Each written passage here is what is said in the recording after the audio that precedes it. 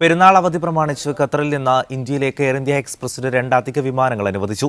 കൊച്ചി, തിരുവനന്തപുരം എന്നിവിടങ്ങളിലേക്ക് June 24, 25 തീയതികളിലാണ് air India express പ്രത്യേക വിമാനങ്ങൾ അനുവദിച്ചത്. എന്നാൽ കൂടുതൽ യാത്രക്കാരുള്ള കോഴിക്കോട്ടേക്ക് പുതിയ വിമാനം ഇപ്പോഴില്ല.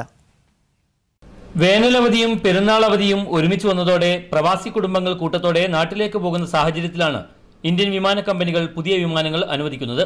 ഖത്തറിൽ നിന്ന് നിലവിൽ കോഴിക്കോട്ടേക്കുള്ള സർവീസിന് പുറമെയാണ് പെരുന്നാൾ തിരക്ക് പരിഗണിച്ചുകൊണ്ടുള്ള എയർ ഇന്ത്യ എക്സ്പ്രസിന്റെ പ്രത്യേക വിമാനങ്ങൾ കൂടിയെത്തുന്നത്.